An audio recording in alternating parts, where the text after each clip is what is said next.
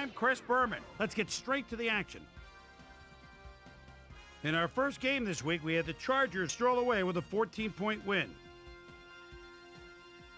Chris Claiborne stepped it up this week and gave his team some added firepower for the win.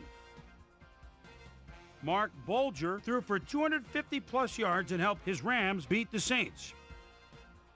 In a long-standing NFC rivalry, we had the Buccaneers pick up their first win of the year. Up in the Pacific Northwest in Seattle, the city by the Sound, we had the Seahawks win this one to the tune of 13 points.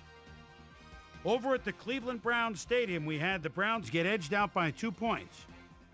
Texans, Bills. Travis Henry would certainly like to help his team get into the end zone. And he's just set 7 yards behind the line of scrimmage. Now looks to bounce outside, does so, gets a block, touchdown, 10 yards. The Bills go on to win this by the final score of 20-13.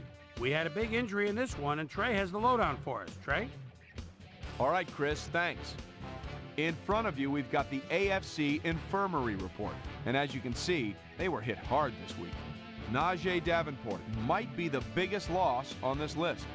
The team's injury report listed a broken wrist and that he's out for 8 weeks. In front of you, we've got the NFC list. And as you can see, they could form their own MASH unit. Ray is probably the one that most leaps out at you. He's suffering from symptoms of a concussion, and he'll be out for the rest of the regular season. There's a chance, however, they'll get him back for the playoffs. Now, on to even bigger news, as you may have already heard. Billy Miller had to be placed on injured reserve this week, and his loss will hurt both the passing and the rushing game for his team. So that'll do it for now. Chris, let's send it back to you. The Chiefs' defense got to the quarterback 4 times in their win at Alltel Stadium. The Bengals lost on the road, but will get to head home and meet the Browns.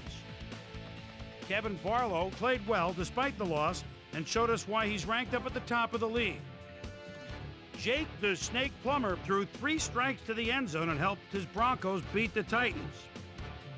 Down in South Florida, Miami, we had the Dolphins come away with a decisive 10-point win. In a long-standing AFC rivalry, we had the Patriots win their 4th game of the year. And in our final game, we had the Giants come away victorious. So that'll just about do it. But before we go, I'm going to toss out a few game balls to my prime-time players. Each and every one of these men had a week to remember. That'll do it, sports fans. I'm Chris Berman, and thanks so much for joining us here in the Bristol studios. We'll see you next week right here on ESPN, the worldwide leader in sports.